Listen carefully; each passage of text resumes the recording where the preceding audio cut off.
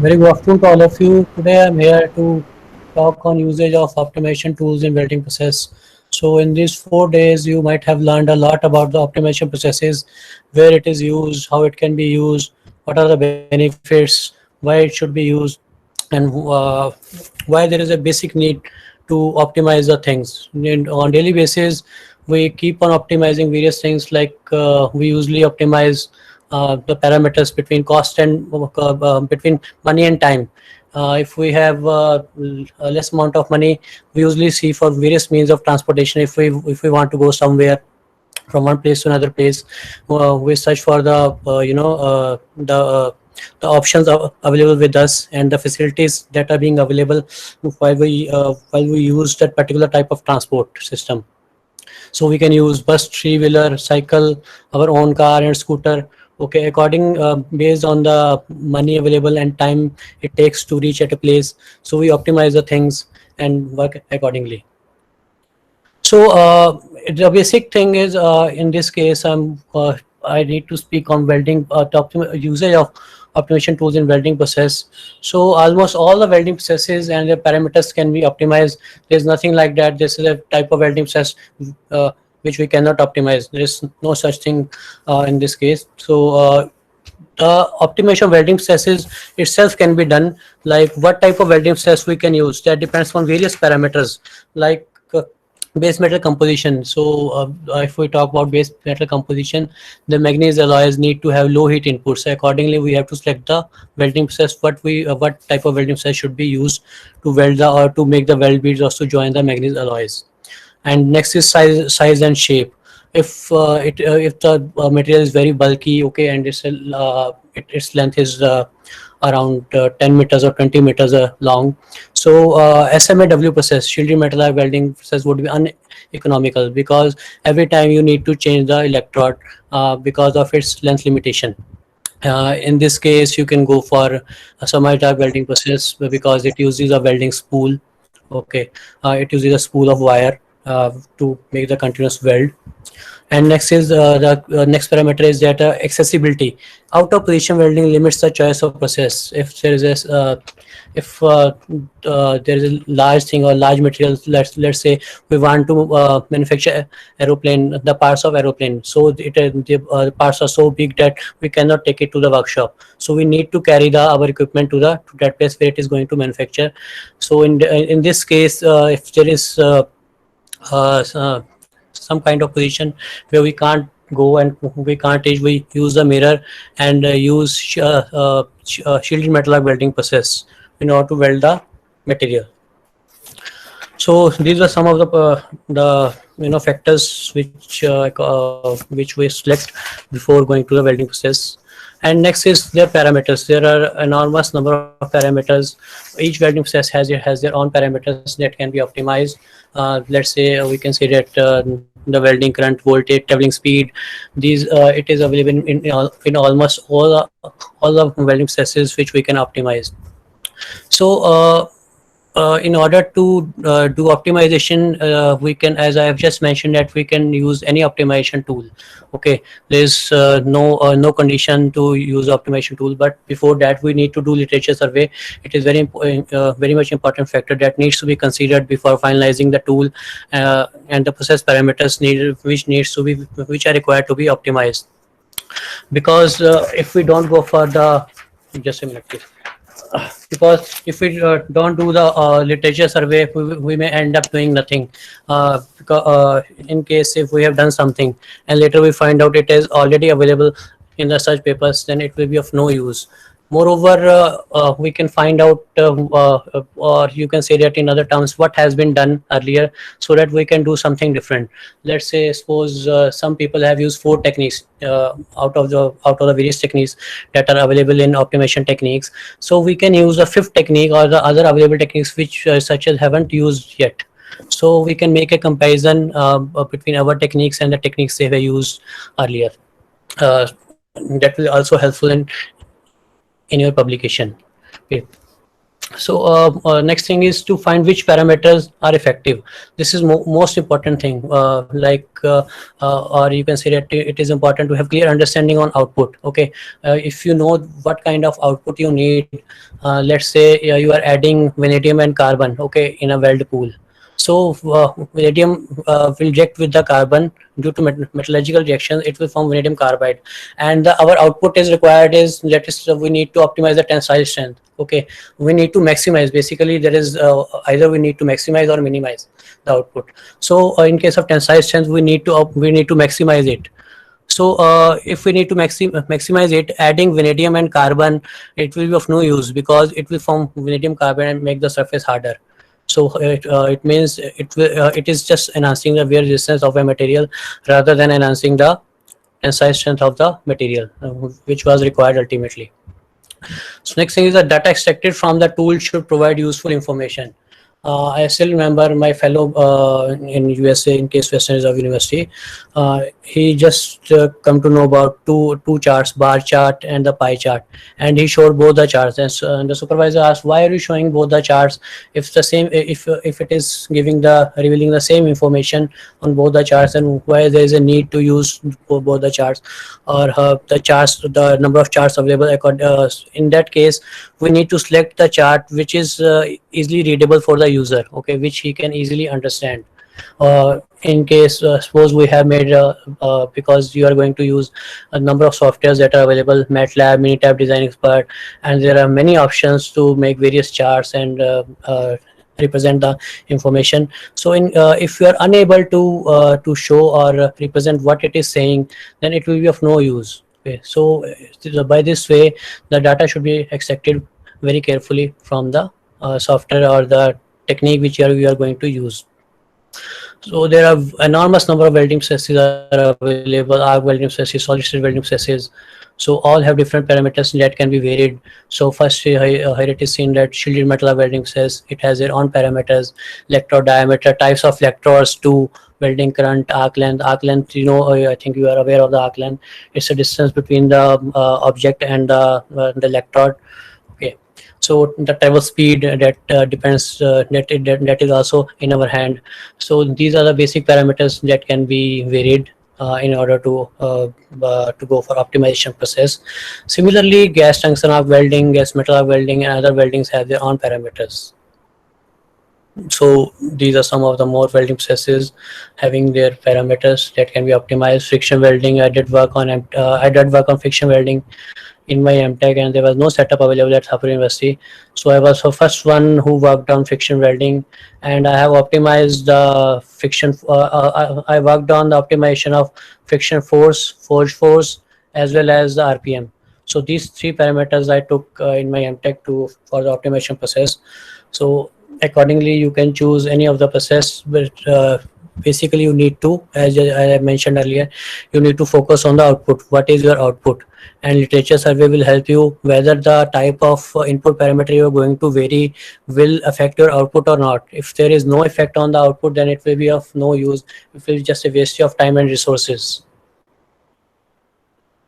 So the process parameters, if we use low current, these are the effects that is shown with the use of parameters. If there is a low current, it may affect it may slag inclusions on the weld metal, poor penetration of the weld bead into the weld metal.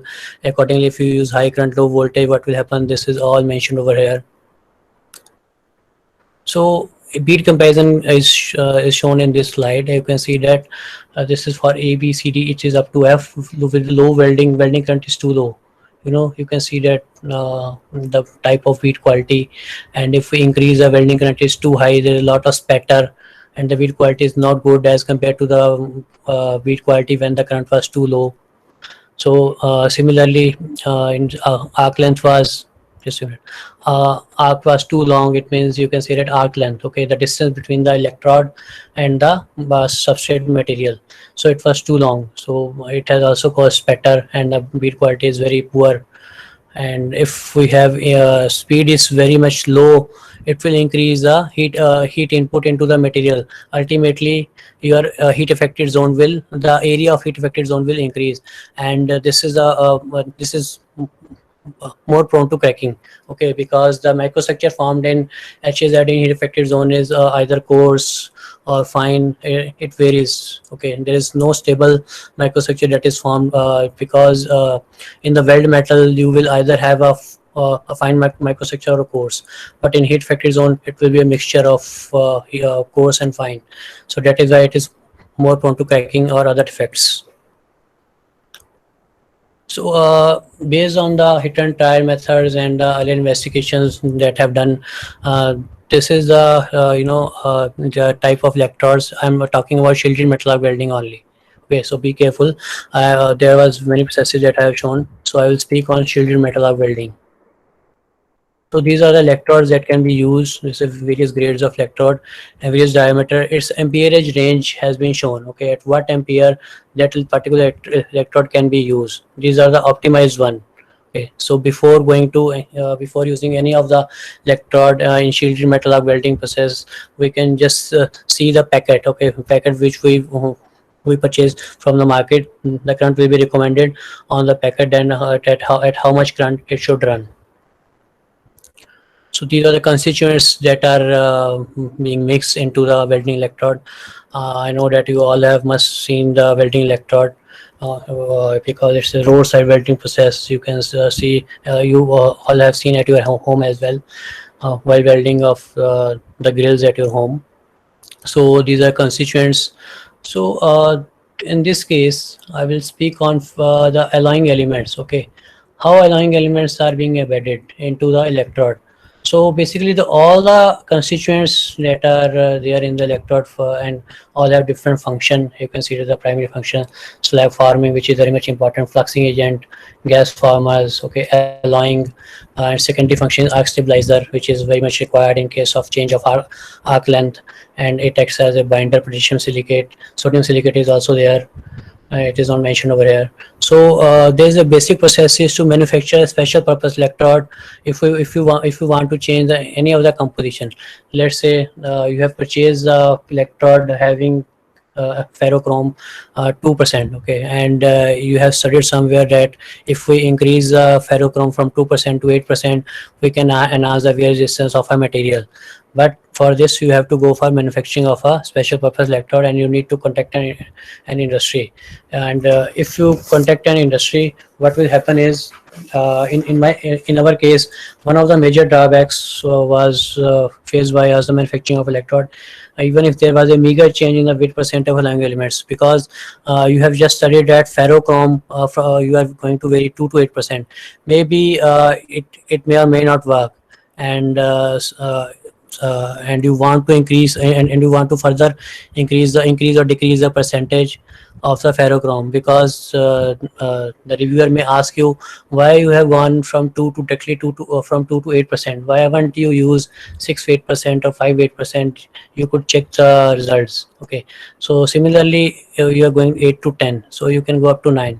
So if you want to vary the composition of 1% or in 0.1 percentage, so you need to have a number of electrodes with you. So you need to contact the manufacturer, and it may be very difficult to find the industry. In case you find the industry, he may ask you to come after 2 or 3 months. In my case, in Bhadabad near Rudki, he said you have to come after 4 months because it's a peak production time. Okay. So moreover, the wastage of material occurred because the cost associated with the electrode manufacturing is very high. Why it is very high? Because if you want to start the production process, it requires at least 5 kg of mixture. Mixture means mixture of all these things. You need to have 5 kg of mixture along with your composition which you want to vary. Okay, so 5 kg of mixture is required, otherwise the production process will not start. So just to make your 2 or 3 electrodes or 10 to 15 types of electrodes for one composition, you just need to have 2 or 3 electrodes in order to evaluate the properties of your material. Okay, and if you have 10 to 15 compositions, so you can assume that how much material will go wasted. So in order to avoid that situation or to come out from the situation of electro manufacturing, I have proposed a novel idea in which there is no need to manufacture the electrode. Okay, you just simply we need to place the mixture of alloying elements. Alloying elements means you want to add ferrochrome, ferrosilicon, molybdenum, nickel, okay, vanadium, whatever you want to add. You just mix all the alloying elements and place onto the substrate material. In this case, this pink one is a substrate material that was low carbon steel plate, and this is the gray one is it's a mixture of alloying elements. Okay, that was kept down to a plate in dry condition after mixing. So the thickness, you can see that it is 1 mm. This is the optimized thickness. Okay, optimized means, why I'm saying it is optimized, because I varied the thickness from 0.5 to up to 1.5 mm. Okay, so I started with 0.5 and then gone for 0.6, 8, 9, 10. Okay, 9, 1, 1.1 up to 1.5. So similarly, this green line shows the material was actually was obtained. The cut sections were obtained for the analysis of the material. So this is what I have done in order to optimize the thickness of the this alloying elements. Okay, 1 mm. 1 mm is the optimized thickness. So I have shown some results over here. 1 mm, 1.5. I'm just showing for with 1 mm and 1.5. Traveling speed was kept constant. So one thing I want to tell over here is that as you know, the heat input directly depends upon in case you want to have a good tensile strength, it depends upon the type of microstructure. Okay, and the microstructure further depends upon the heat input or the heat input.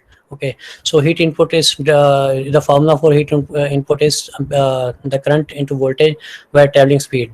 So all the factors you need to consider if you want to go for tensile strength. So in this case, we are optimizing 1 mm thickness. We are optimizing the thickness of alloying elements. So first, direct current was used with electron negative. So as mentioned, as shown over here, is 613 electrode. It is easily available in the market. Okay, you can just have this electrode just 2 or 3 rupees. So otherwise, if you want to go for manufacturing, it would not be 6013. You have to have your own special purpose electrode. So I am using 6013 electrode. So the recommended current was this much, 90 to 130. It was recommended. That was mentioned onto the packet when I purchased E6013 electrode. So I changed the polarity. This was the recommended polarity, TCEN. So I used DCEN with 1 mm and saw that the turning speed was kept constant and the current has been okay. In first case, the current was kept constant and constant voltage power source was used. Thereby, the voltage was also voltage was almost constant. So the recommended when the recommended current of 90 to 130 was used, you can see that the weld obtained was very poor with excessive spatter. So I further increased the current to 170 ampere. Okay, and again I found that it was the weld was very poor, and there was lot of porosity. Okay, so porosity was clearly visible. Otherwise, if you want to go for if you want to check the porosity, you need to check the microstructure of the material if there is any porosity or not. But in this case, it was visible with the naked eye. So I changed the polarity from DC to alternative current. So again, I started with the recommended current values, and and I use 1 mm and 1.5 mm thickness. You can see the results. Poor mechanical bonding was obtained with the between the coating and the substrate, because the flux means the alloying elements that were pre-placed onto a material that got accumulated at a particular place. So further increased the current from 130 to 150. So I found that the same problem occurred. It was further increased to this was just hit and trial. Okay, so a further increase to 175 mm. I found that a good weld quality was obtained with low porosity, and in that case, in 1.5 mm also good quality, good weld quality was obtained with low porosity. But when I checked the microstructure, the porosity was very much higher in this case, having 1.5 mm. Okay, but in this case, with 1 mm thickness of alloying elements, the porosity was almost zero. There was no porosity that was visible into the microstructure. So here you can see the weld beads that were obtained. Okay, I was talking about heat input. So you can see that with the increase of heat input, heat affected zone will increase. You can see that the area of heat affected zone has increased. Okay, the ellipse, you can see that in the second figure. This is a heat affected zone that will alter your properties greatly. Okay, and this one, the DC in EN was used with 1 mm thickness of recommended current. This was a weld quality which is very poor. If you do not go for pre-placing of alloying elements, directly use this electrode on any low carbon steel plate or mild steel plate.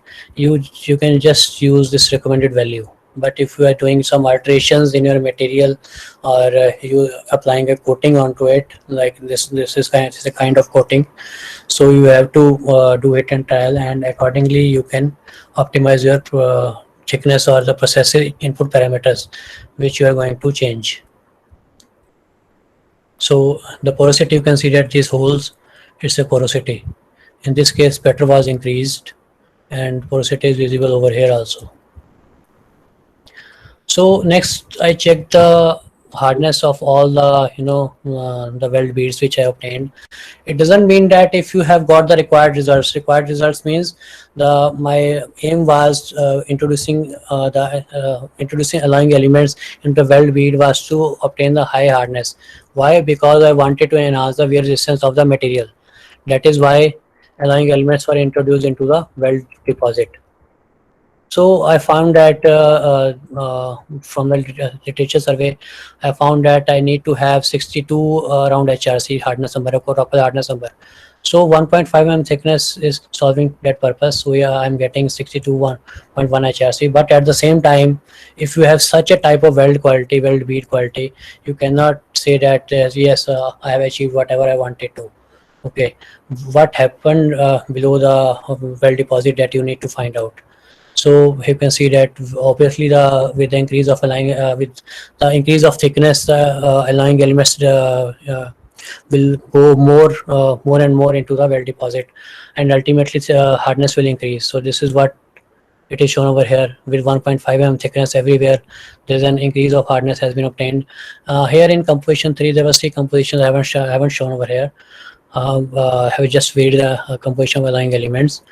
So it is seen that is 48.9 HRC. Why? Because there was no mechanical, as I told you, mechanical interbonding or mechanical bonding between the substrate and the weld deposit. And why? Because the alloying elements are accumulated at a particular place. So that is why the hardness value reported over here is very low as compared to the thick of the weld deposit having 1 mm thickness of alloying elements.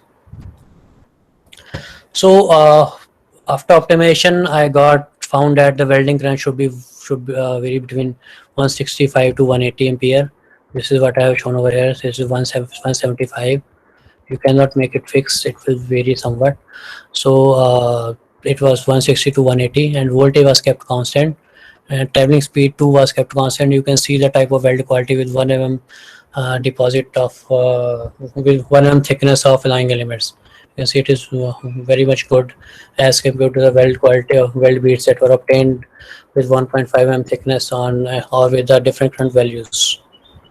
So low carbon steel substrate was used. This is a hard phase layer. Why I have mentioned it a hard phase layer? Because alloying elements were introduced, and due to metallurgical reactions, it react with the carbon and form carbides. So because of the carbides are known for its hardness. So that is why hard phase this weld bead was harder. Okay, that is why it is known as hard facing, or hard facing in other terms also known as making the surface hard is known as hard facing. So this is very much required to enhance the wear resistance of a material. The earth moving equipments are some of the cement industry. Okay, and earth moving equipments are some of the examples where this hard facing can be used. Sugarcane rollers, you can use hard facing. So next thing was after obtaining the weld beads, it was required to check the check whether whatever we have done is up to the mark or not, or it is achieving the objective of enhancing the wear resistance or not. So I did work on impact sliding wear resistance. Okay, why it is impact sliding? Because it is a combination of impact as well as sliding. As the name indicates, it's a combination of impact as well as sliding. It's a schematic of the setup which was developed at IIT Roorkee because there was no setup available. So I was the first one who did work on this impact sliding wear test setup, and I have made this setup. Students of Roorkee are still using this setup to carry out their research work for either for masters or PhD work. So there were several important features of the setup. The two figures shown over here is showing the application in stone crushers and in mechanical tubes. These are two applications. There are many applications where impact sliding wear occurs. So these are two applications where it occurs. So for this case, we need to do impact sliding wear test. So this photograph shows you the actual picture of the setup that was being developed at Roorkee. So it was very portable. You can fix it on any shaper machine being available in the workshop. Okay, so here it is seen. That's a close view of the setup. A steel wall was used of AI SI 52100 grade to make the impact and sliding onto specimens. So there was several features of this setup. What were the features? The principal feature of this setup is that of simple and easy adjustment of the load applied to specimens by just varying the wall diameter. Okay, you just need to. In this case, it was one point. No, it was 10 mm around. So you can just vary the ball diameter, and accordingly your load conditions will change. There are some calculations. By doing those calculations, you can change the load applied to the specimen. Just if you have changed the ball diameter, the stroke length also needs to be changed so that the same wear track length can be produced again and again. Wear track length means the starting point and the end point of the ball. Okay, this is a wear track length so that it can be same again and again. So you need to change the stroke length of the shaper machine. And another approach is to change the stiffness of a spring either by varying the spring's material or by the dimension of the same steel spring. It's a helical spring that was being used. You can see that two helical springs was used, one on the upper side, one on the lower side. So in addition, this approach is very less time consuming one rather than to change the diameter of the ball and stroke length. The most essential feature that it is adequate to maintain a constant impact force throughout the wear process that is mandatory to produce excellent and satisfactory results. Okay. So this is what I have done. I have changed, have selected the parameters. The test setup is shown over here. I have talked about welding. I have shown you how welding is being optimized. Almost there are many papers available where people have optimized the welding processes. If you have some new kind of output, okay, when you think that it can change the output, then you can change the welding parameter. If you are unable to do this, if you have done or it is immaterial irrespective of that whether you have changed you have optimized the welding process or not. You further have to optimize the other things. Like in this case, I have optimized the wear testing parameters. So this was a test setup impact sliding. Surface toughness of the material, as you know, it should be same for all the materials. Otherwise, if there is change in surface toughness, okay, now what will happen? The wear there will be a lot of variation in the weight loss of the material. So counter surface, that too was kept constant. And if you go for literature survey, you will find out people have used various type of counter surfaces. Okay, various type of counter surfaces means in this case I have used stainless steel ball of a SI 52100 grade. You will find out people have published their papers using just by varying the counter surface. They have taken the 3 or 4 counter surface and reported their results. Hardness is 66 HRC. Obviously, if you change the material, hardness will change accordingly. So the size of the ball, that too can be added as a process parameter. Okay, so load was kept constant. That load you can change to. Sorry. So the temperature was kept constant. That is, it is not kept constant for the ambient temperature that was there. Ambient temperature of the lab. Impact speed, I have varied. Impact speed means it is a speed of the shaper machine. It's a stroke length basically. So it was 17, 33 and 50 strokes per minute. Here you can find a gap over here, and in number of impacts are 1000, 1500 and 2000. Here you can find a gap. Find a gap means you may ask why haven't you can ask why haven't you varied it from 70 to 25? Maybe we can get better results at 25. Okay, why have you gone from directly from 70 to 33 and then 50 stocks? Because first limitation was in the shaper machine I have used, and as per the availability, these were the stock lengths I could get. Moreover, from the literature survey, I found that this was the maximum stock length that should be used according to the application. Okay, you also need to find out under what application the component is selected to, or the environmental conditions in the real world application. Accordingly, you will change your parameters.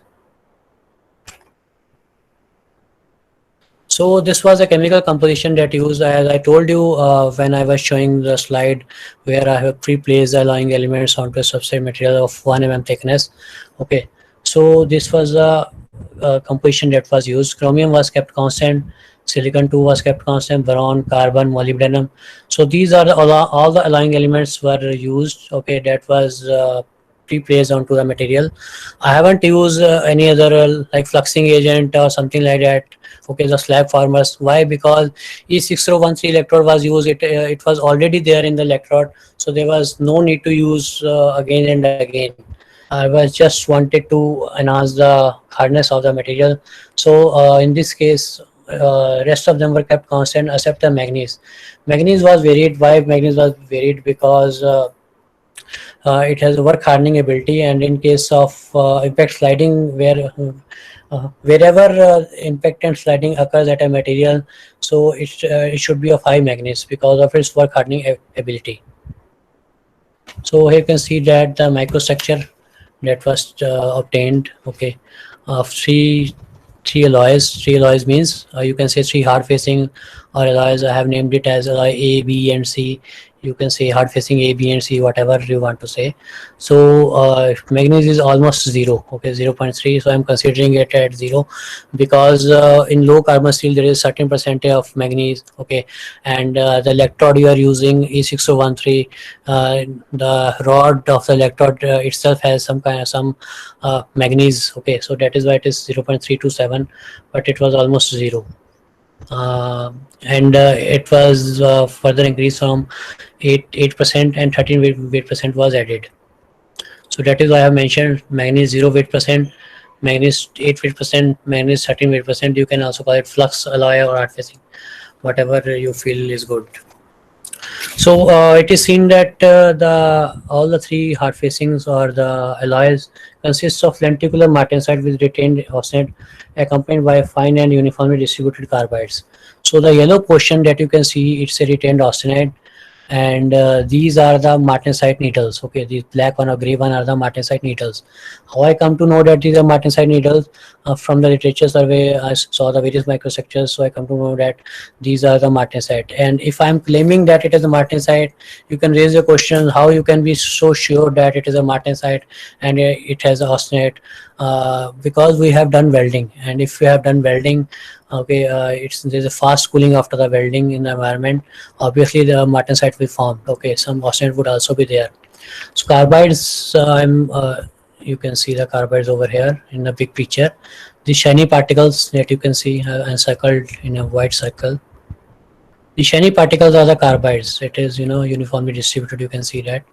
Why these are formed? These are formed because of chromium, silicon, boron, molybdenum, nickel, titanium, and carbon.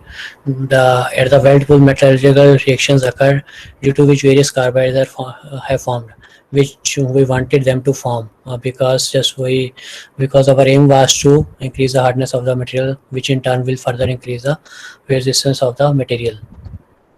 So you can see that the proportion of the retained austenite in flux 1 is low in comparison to the flux B. Okay, you can see that the yellow portion in this first figure A, is less as compared to the yellow portion or the retained austenite portion in figure 2. Similarly, it is lesser in figure 2 as compared to the yellow portion in figure 3.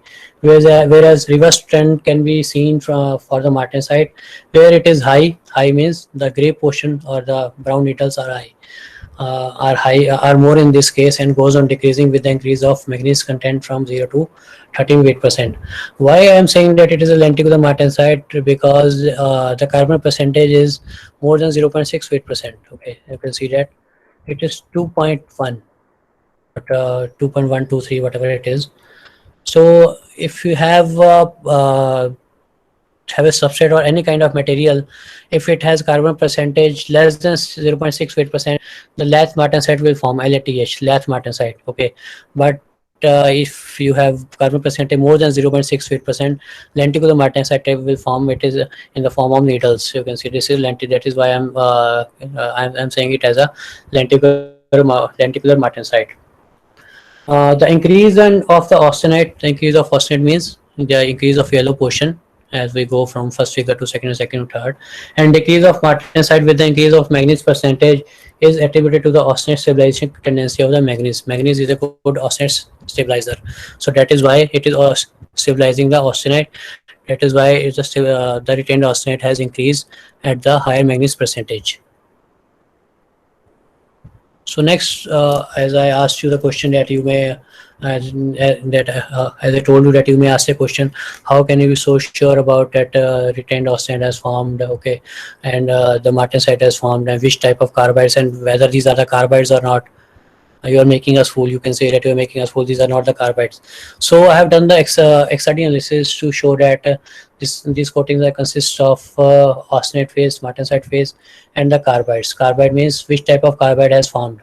You can't say that if you have added iron is obviously there because it's a base metal. You have added chromium or iron carbide of FeCC will always form, or FC will form. It is not the case. Okay, because XRD analysis will let you know what type of carbide has formed, and it has revealed over here. You can see that FeC, Fe2C, Fe3C, CS7, C3 has formed. Why FeC, Fe2C, Fe3C? Because all have different structure, rhombohedral structure, okay, tetragonal structure may have, and accordingly they have different type of different hardness number. So they will contribute into the your material. That is a different type of carbides have formed.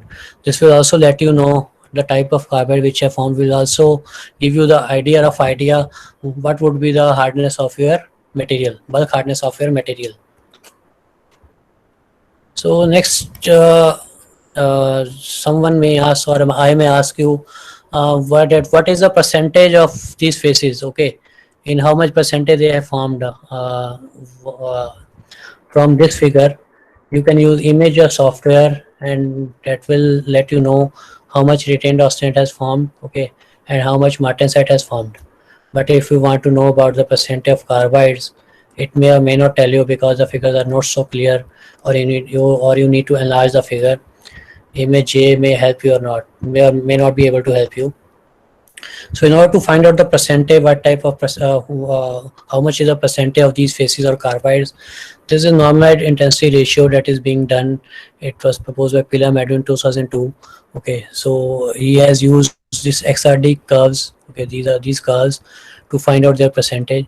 The most you can say the demerit of this process, you can say that this analysis is that it will just give you a rough idea of what type of the percent. It will give you just rough idea about the percentage of the the phases and the carbide. It will not let you know the exact value. You can say that if I'm saying that okay, FeC has formed it has formed its percentage is around 15%. I can't say that it is accurate. It's a just rough idea that 15% has formed. So this is a basic formula that is being used. I1 means this is it is using for austenite. I2 means for martensite. Similarly, I3, I4, and so on. I back is the background intensity. Background intensity means eliminating the peaks. This peaks. You can see that there are 5 peaks. Whatever the area left with you, you will calculate and take an average. That will be your background intensity. So A considerable overlapping of several phases in the XRD pattern at a single peak makes the calculation different for NIR analysis. You can see that overlapping means at a single peak you can see that there is a austenite, there is a martensite. Again at the another peak there is austenite, there is a martensite. Okay, this is a overlapping. Okay, overlapping of facet and carbides. So to overcome this complexity, only dominant peaks were considered to find out the values of intensities and various phases. Dominant peak means you can see that this is austenite. It is found over here, here in almost all the peaks. You can see the formation of austenite, and but the dominant peak is this is the highest peak intensity. So this was considered to make the to calculate the this NIR ratio. So this is the calculated values. As I told you, that with the increase of manganese content, because it is acting as a austenite stabilizer, so the percentage of austenite is increasing. Okay, so here is seen that the yellow part is increasing, and this has also been confirmed by the NIR analysis that austenite is increasing with the increase of manganese content, and ultimately martensite is decreasing because the brown needles lenticular martensite were decreasing. So here can decrease can be seen over here. Okay. So we can see that this analysis can be well correlated with the microstructural evaluations. So here then as you have introduced the alloying elements, you are making the surface harder. You are making the surface harder. So it is important for you to know whether the hardness has increased or not, and you need to go for the hardness analysis. So that is why hardness was being calculated. This figure illustrates the effect of manganese content on the hardness levels of substrate and hard facing before and after wear test. Because if you are going to impact or put a load, okay, load onto any material, it will get surface hardened. Okay, surface hardened, and there would be an increase of hardness. So that is why it was important to know how much hardness is increased after the wear test. So the yellow bars showing you the hardness that was measured before conducting the wear test, and the pink bars are the hardness values that were carried out that were obtained after conducting the wear test. So it is seen that the hardness is first we will go for the hardness before the wear test. Just focus onto the yellow bars, and there is a significant increase in hardness level in comparison to the substrate material.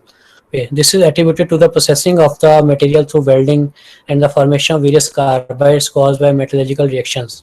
Okay, uh, if we compare mild steel hardness and manganese 0% hardness, just because of welding, because martensite has formed, obviously martensite will form just because of welding. So hardness increase will occur, and because of formation of carbides too, there's an increase in hardness. Okay. Further increase of hardness can be seen while increasing the manganese content from 0 to 8%, and this is ascribed to the hardening ability of the manganese element along with the austenization. As I told you that it is a good austenite stabilization tendency. Austenite has good austenite stabilization tendency, but as well as it is a good hardening. It has good hardening ability. So from the microstructural and NIR analysis, it appears that the increased manganese content is resulting in increase of austenite. Consequently, the hardness of the hard facing should decrease significantly. Okay, as we are increasing the manganese content, it is obvious that if it is a austenite stabilizer, its hardness should decrease rather than increasing. From the yellow bars, we can see that with the increase of manganese, it is increasing. So since it is well known that surface hardness is dependent on the amount of retained austenite, okay, the higher amount of retained austenite will lower the hardness. On the contrary, the further increase exhibited a very slight increase in hardness, which is negligible. This may be due to the fact that manganese also acts as a hardening agent and strengthen the matrix by the effect of solid solution strengthening. Okay, so that is why it is the hardness increase of hardness has been shown over here. From the results, it seemed that solid solution strengthening is more dominating than austenization. That is why it is increasing. If we say that austenitization is more dominant than solid solution strengthening, then it should decrease. But an increase has been seen. So that is why we are saying that the solid solution strengthening is more dominant. and this may also be due to the small change in the percentage of first knit phase. Sorry. So after the wear test, the effect of work hardening. Okay, whenever you will impact on any of the material, work hardening will occur. So the effect is shown over here. Just focus onto the pink bars. Okay, the pink bars after the wear test, it is also the hardness is also increasing. The substrate material and hard facing is having 0, 8, 10, 13 percent exhibited an increase in hardness level in comparison to a specimen tested before test. Okay, so in all the cases, if we compare pink and yellow bars, there is an increase in hardness. However, if the difference between them is statistically equivalent, this is attributed to the increased work hardening ability of the material caused by the increased manganese content. If more is the austenite content, more will be a work hardening that will occur into the material. Besides, it is understood that any ferrous material will exhibit some work hardening characteristics under deformation. So next was a full factorial design methodology was used in this case in order to optimize the wear testing parameters, because we have already optimized the welding parameters. So by selecting the optimized parameters, weld beads are obtained, and further we are going to discuss this the optimization of wear testing parameters. So you can see that there were three parameters: number of cycles, impact speed, and material. It is varying up to 3 levels, and impact speed, that too is speed, or you can say stroke length, that too varied up to 3 levels. But the material was taken mild steel, 0%, 8 and 13. You can see that we are working with mild steel and on all the three materials that were being developed in the lab. So using this, I use Minitab software. You can use Design Expert software too. Both are very user friendly and easy to use and easy to learn. Okay, so tomorrow I've seen that in the schedule you have a hands-on workshop. In USA, there's a lot of demand, or you can say that it will be very much useful if you will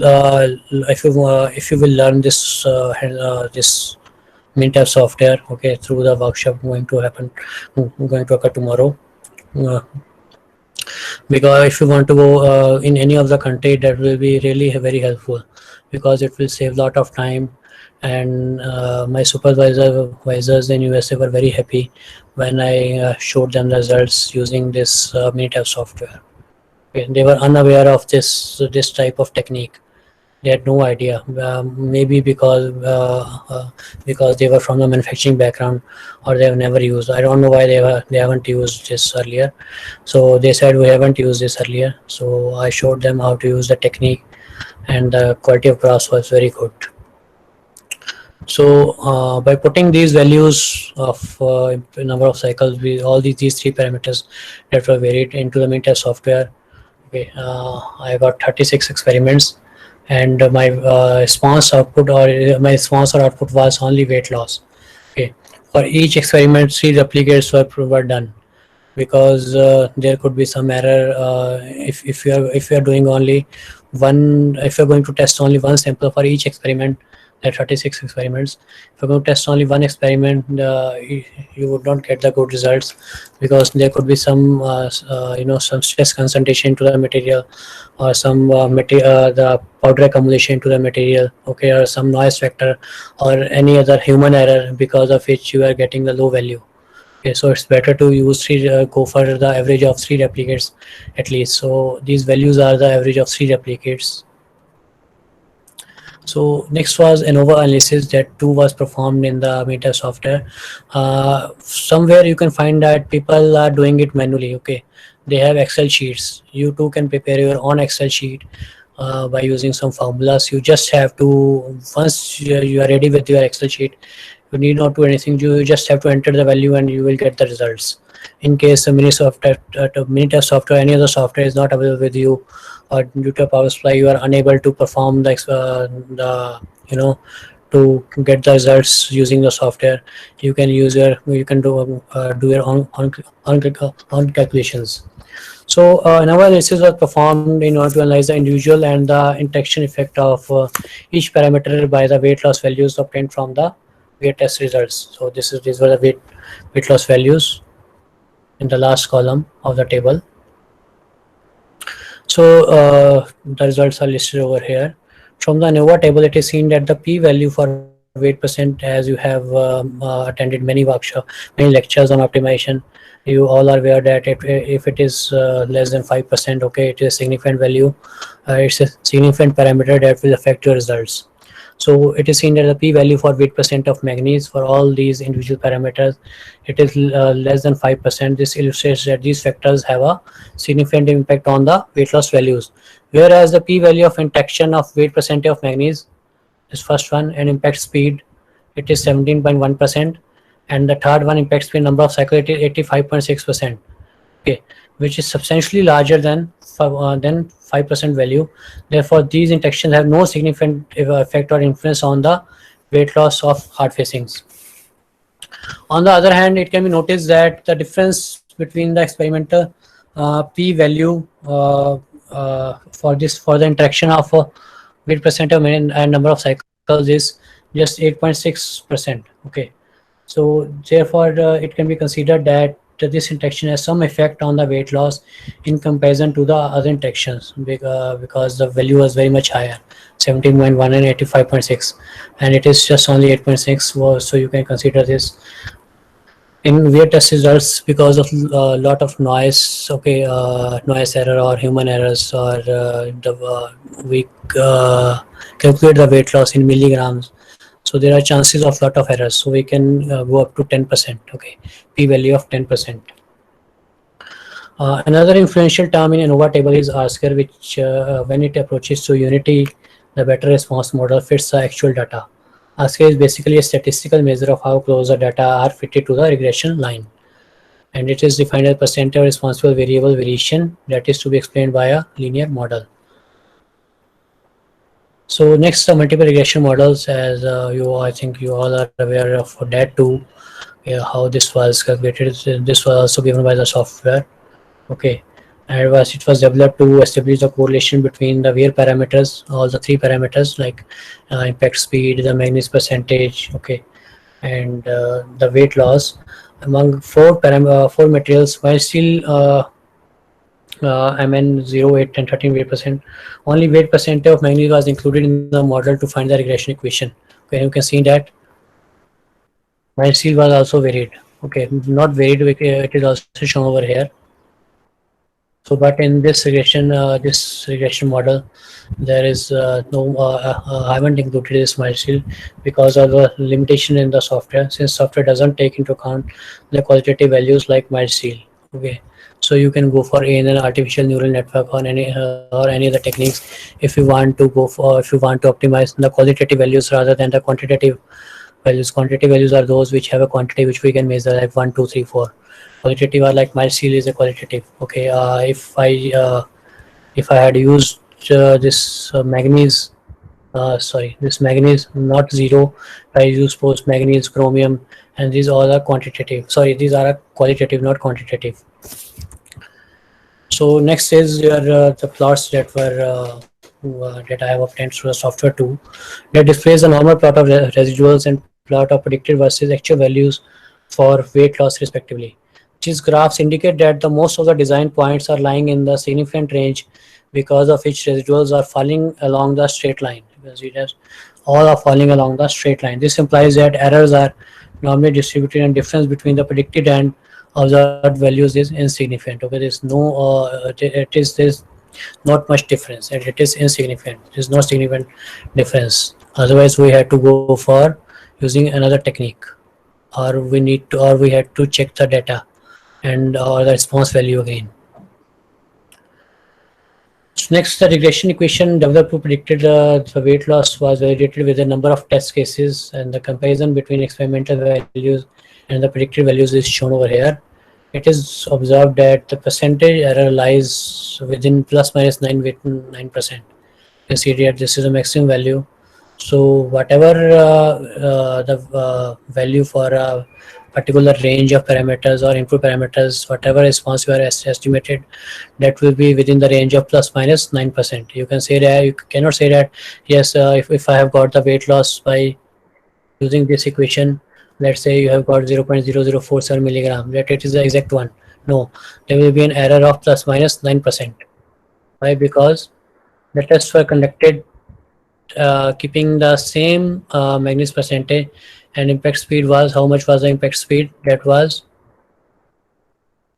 your 17, 13, 17, 33 and 50. Okay, so we have varied it to 41, 25, 41, 25. Accordingly, it was 1000, 1500 and 2000. So we have selected 1750. Why? Because you have already optimized the, you have already got the regression equation through which you can get the estimate value. Okay, so within the range of parameters, within the range means you cannot enter the value of this impact speed more than 50 strokes per minute, because you have calculated this equation for from 7 by varying the parameters from 7 in a particular range like 17 to you have 50, 17 to 50. So between this range this equation holds good. So next was the main effect plots, okay, that were obtained from the software, Meta software. Obviously, it depicts all the. So it's seen that the substrate material has suffered greater wear loss than the hard facing. So you can see that this weight loss is increasing. Okay, so weight loss values, and this is for material, for impact speed, and for number of cycles. So the weight loss is very much larger as compared to the weight loss occurred into the hard facings. Okay, and it has suffered from greater wear loss. This is attributed to the considerable hardness difference. As I showed you that hardness was very much lower. Okay, how much was the hardness? That was around the hardness of substrate material was around 175 Vickers hardness number. Okay, and the hardness of hard facing having 0 manganese weight percent, that was around 632 Vickers hardness number, which is 263% larger than the hardness of the base material, that is my steel or low carbon steel. So that is why it has suffered from greater wear loss in comparison to the alloy having 0 weight percent manganese. Further, the increase of manganese from 0 to 13 weight percent showed a noticeable and significant decrease in weight loss of the specimen. You can see that with the increase of manganese content, it goes on decreasing. Okay, when I will at the end, when I will show you the micrographs, you will be interesting to know that this is not the best one, as but from the graph it is very much clear that it has a lesser weight loss value, means it has higher wear resistance. So this material means manganese 38% material is the best one, but at the end I will show you that from the micrographs it is the worst one. Best one is having manganese 8 weight percentage, that I will let you know later. So this the further decrease of weight loss or the increase of wear resistance is due to the increased hardness caused by repetitive impacts and increase of work hardening ability of the material, which increases with the increase of manganese percentage. As I told you that manganese acts as austenite stabilization, okay, and as well as it also acts as a hardening agent. Okay, so that is why it has the hardness was increased and weight loss values were decreased. However, the hardness of hard facing is before and after wear test was statistically equivalent. As I showed you that both are almost same. Additionally, the higher hardness materials are more prone to the formation of triboxide layers. More is the hardness, more triboxide layers will form. Okay, oxide formation will occur onto the material while happening of wear, which will increase the protecting ability of the material. Okay, so the protecting ability will increase because the counter surface will not be able to touch the base material. It will just slide over to slide onto the oxide layers, and it will reduce the direct metal to matrix contact. Okay, in as such, believes that the formation of triboxide layers do not always reduce the wear. Sometimes it may result in acceleration of wear rate. Okay, in order to clearly understand this mechanism, to understand this, the wear mechanism during impact sliding, selected wound surfaces were analysis that I will show in the next slide, in the coming slides. It is seen that more wear rate occur at the lower impact speed. Okay, if we talk about impact speed, the wear rate is higher as compared to the wear rate at higher speed, and the weight loss is you can say the weight loss is decreasing and wear resistance is increasing.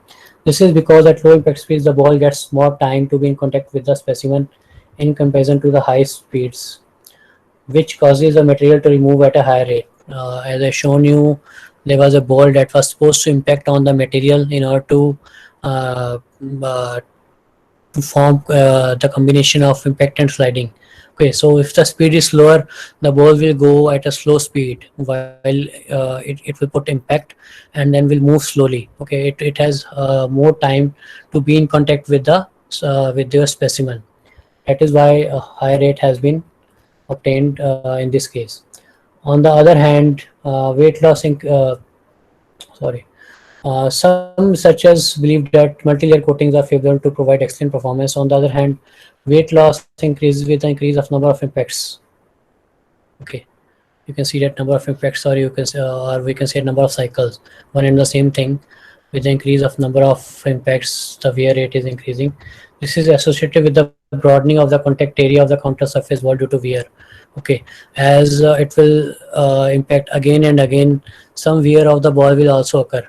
So it was occurred, and the contact area, due to contact area, the ball got worn out, and its area was also increased, and the contact area was for the contact area of the ball with the specimen was increased. It is suggested that some allowances must be made for scar volume measurements, and it is better to consider trends in lieu of the absolute values.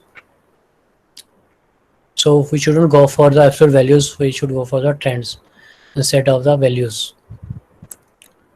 So next, the desirability function. You all, I think you are aware of this. You all have seen.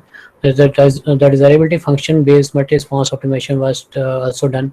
Prior to this, the response surface and contour plot regression modeling was performed to identify the estimated value of input variables for a particular range of weight loss values. Okay, so this is an orthographic view and surface plots. If you want to calculate the value of keeping holding one value, in this case the number of cycles were fixed. If you are running your experiment at fixed number of cycles, okay, and you want to vary the manganese percentage and the impact speed, you can just plot a line. If you have selected a value of 4 and selected a value of 25, it will lie somewhere over here.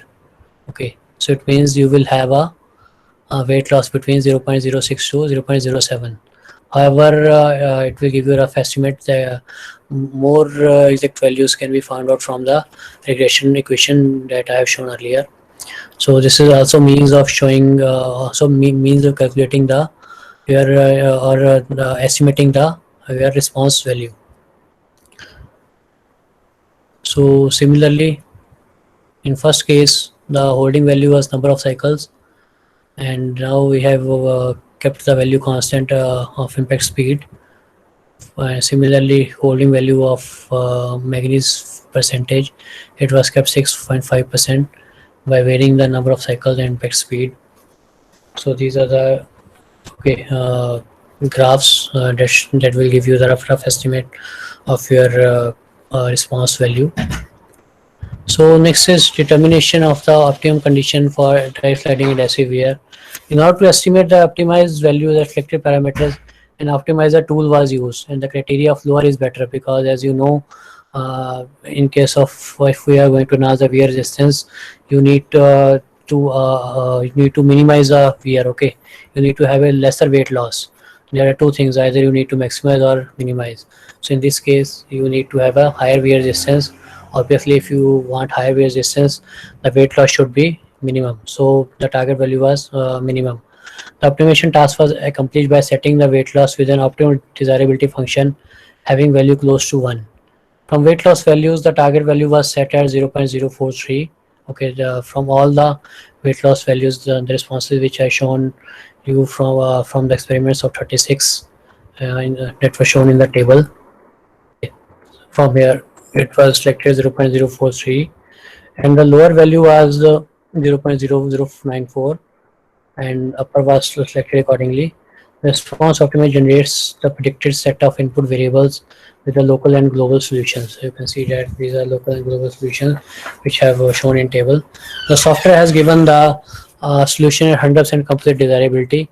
The confirmation test also performed using the optimized input parameters obtained in the global solution and the results shown in the table. Here you can see that the predicted values were well compared with the achieved experimental values in terms of percentage of error between them. Here it is seen. This was the predicted values. Okay, so uh, at these parameters, so these were the input parameters that we used from this table, and these are the predicted values. Okay, so here you can see that it is 0.043 for all these parameters. We conducted the actual experiments, finding out the actual weight loss values. So these were the actual weight loss values. Here it is seen that it is varying within the range of plus minus 10.2%. So you can see that it is the maximum percentage error is 10.2%. So next was the morphology of the worn surfaces. Okay, as I told you, because it is very much important to know what kind of wear mechanism has occurred. Okay, that will let you know how why your weight loss values have increased or decreased. The appearance of fine grooves on the matrix indicates the abrasive power of the carbon particles and their strong adhesion to the matrix. So you can see that there is a hole, small hole in all these encircled points. You can see the small holes. Okay, along with these small holes, fine scratches can be seen, fine grooves. Okay, wherever you can find the holes, small grooves are appearing everywhere. Okay, so it shows that it was strongly adhered to the means the carbide was strongly adhered to the matrix, and the carbide was very much harder. That is why while pulling out during the sliding, it has made a fine groove onto the matrix. In addition, it depicts the presence of small amount of discontinuous dark patches. You can see here these are dust dark patches. These are known as triboxide layers or triboxide patches because they are rich in oxygen. How you can say that these are rich in oxygen? As if you are a researcher, you can easily say that these are triboxide patches. Okay, but anyone can ask you to give the proof. So EDS analysis was done to show that these are triboxide patches. Obviously, if these are triboxide patches, the oxygen content should be higher. So in this second graph, you can see that the oxygen content is 35.84. Okay. So the formation of these oxide layers is the result of oxidation during out of contact period. Okay, when the ball struck onto the specimen, and and during the backward stroke, it was out of contact. Okay, there was no contact between the ball and the specimen, and during this period, the oxide layer was formed. Further, the oxide particles formed due to subsequent shearing of the material of the metal bridge during adhesive content, which may cause the material transfer from ball to the surface. So some material from ball to the surface was also transferred, as a result of which triboxide patches are were formed. Uh, it is also seen that the proportion of these triboxide patches is not enough to avoid direct metal to metal contact. Okay, as I told you that harder surfaces are more prone to the formation of oxide layers. Okay, and if oxide layers are formed, it will act as a barrier against the material to get worn out. So the triboxide patches, the area is not much, it is very much less. So it was not sufficient enough to avoid the direct metal to metal contact. Therefore, worn surfaces activated more abrasion. That is why abrasion means more fine grooves are appearing in this case. So it can be concluded that the dominant wear mechanism in this case is microabrasive wear, as the worn surfaces are showing the characteristics of mild wear without extensive plastic deformation and adhesive transfer. Okay, there is no excessive plastic deformation. So if we while increasing the manganese from 0 to 8%, the hardness was increased. Accordingly, the number of oxide patches have increased. So further also, with the increase of 30 from 8 to 13%, the type oxide patches have increased. So first we will discuss about this 8% manganese. So again, here in this case, the oxygen content is higher. You can see that. And for the first case, there is no oxygen content. Okay, there is no oxygen. From the ADS analysis, we have measured the composition, and there is no oxygen found in this area. This is a matrix area. So the finding of oxygen in this area clearly shows that it is a type oxide patch or the oxide layer. So presence of fine grooves which have formed during the flattening, it reveals the presence of fine grooves which may have formed during the flattening of asperities. Okay, asperities means that this has these asperities, the oxide patches and the other carbide pullout which was formed. Apart from this, carbide pullout can be observed from the worn surface. Carbide pullout can also be seen, but it is the intensity is much lesser as compared to the alloy having 0% manganese. The only difference is the proportion of triboxide layers and fine grooves. This is due to the increased hardness caused by the work hardening ability of the material. Okay, in view of the proportion of oxide layers, researcher investigated the influence of triboxide and matrix on the dry sliding wear properties, and said that oxide layer is very much dependent on the matrix strength, which increases with the increase in hardness. Okay, if the matrix is if the matrix have more strength, it will form more and more triboxide patches. Consequently, the low proportion of triboxide layers states that the matrix has not enough strength to support the layers. Okay, hardness and strength. If it has more strength and hardness, more triboxide patches will form, and it will support the oxide layers to stay onto the surface of the matrix. In the third case, you can see that uh, more, as you know, as I have mentioned many times, that if it is more harder materials are more prone to the formation of oxide patches. So it is seen that oxide patches, you can see that it is completely overlaid with the hypoxide patches because of the oxygen content clearly, which reveals that it's a hypoxide patch or layer. The wear debris may have, you can see that there are a lot of wear debris, these small particles, okay, alongside the triboxide layers. These wear debris may have formed due to cracking and plastic deformation of the oxide layer. Okay, you can see that plastically deformation has seen, and the cracking has also occurred. Because of this, due to the uh, continuous impact and sliding, okay, and the contact between the material and the counter surface, there was plastic deformation occurred, and it has formed debris.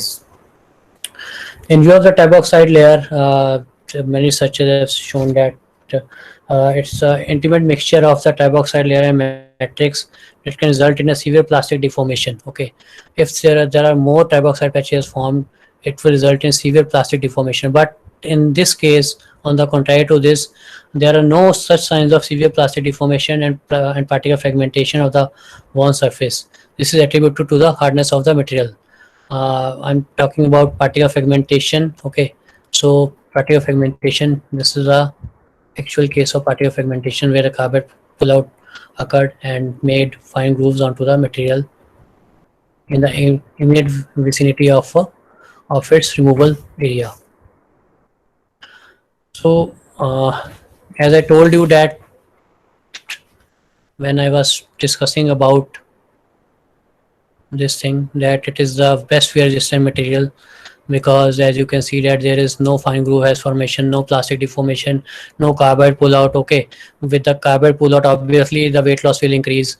In this case, there's no carbide pullout, nothing happened. So it has, that is why it has the minimum weight loss as compared to the other materials.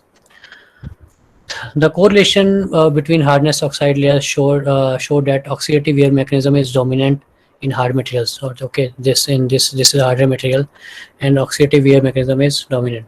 In addition, triboxide layer formation, it is observed that presence of small oxide particles have no effect on the matrix. Okay, there is no evidence of pitting, carbide removal, grooving, sounding, and on the surrounding area not covered under the type oxide layer. This indicates that hardness of the oxide particles is low in compared to the matrix. The breaking out of oxide layer on the left corner can be observed. Okay, so this is a breaking of oxide layer. You can see that it has breaked out during the impact and continuous impact and sliding. Because of the continuous impact and sliding, this is attributed to a tendency of the type oxide to grow at a critical thickness and then delaminate due to internal stress present inside the layer. Okay, as the more oxide layer will form, layer will become thicker and ultimately it will break down. Okay, so that is why the breaking of the oxide layer can be seen from the surface, from the worn surface.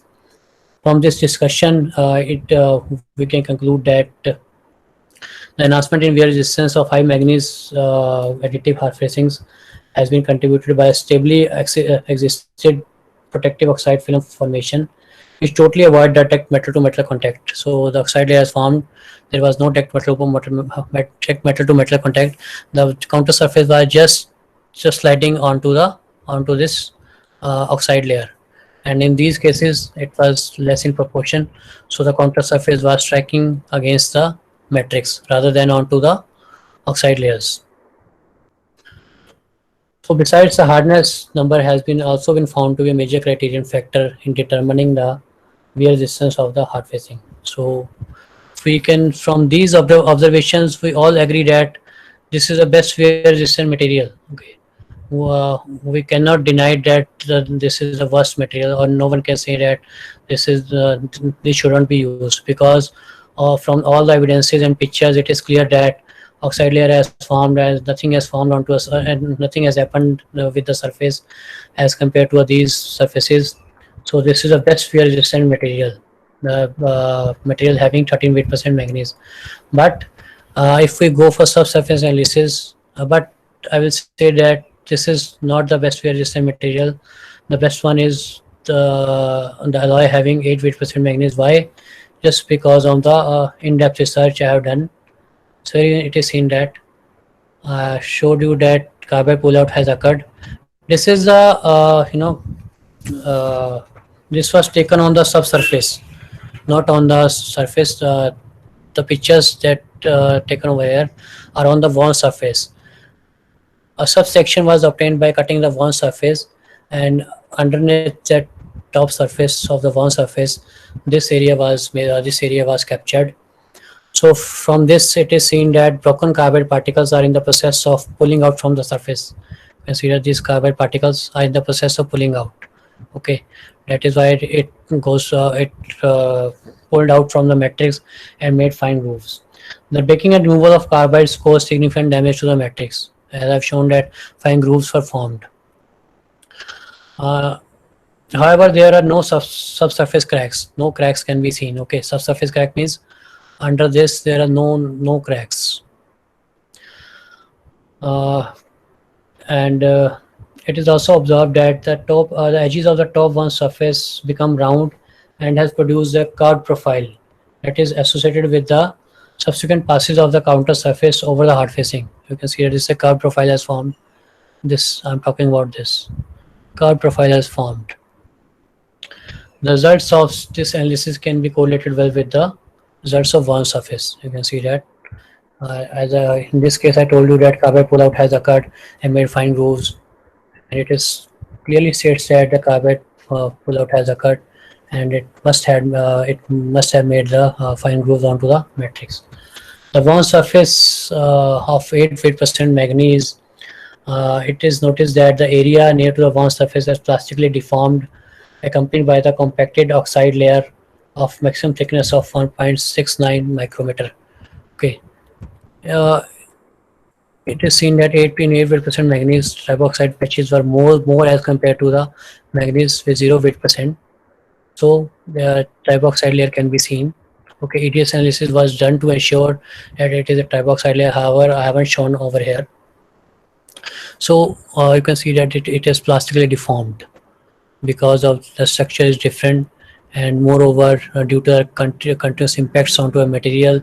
Okay, the surface is plastically deformed, and the thickness that was measured for this oxide layer was 1.69 micrometer. The plastically deformed zone indicates the ductile behavior of the material. Okay, if it has deformed plastically, it means it has deformed. It has some ductility. Consequently, the matrix is free from the subsurface cracks. There are no subsurface cracks. Okay, it is free from the subsurface cracks.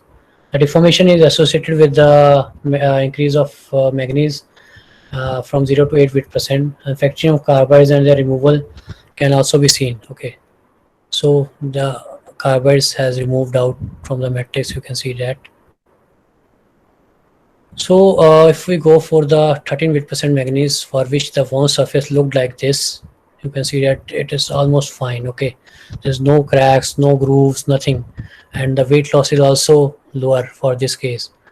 But you can see that what actually has happened underneath the surface, in the subsurface, or you can say that under the wound surface, what actually has happened.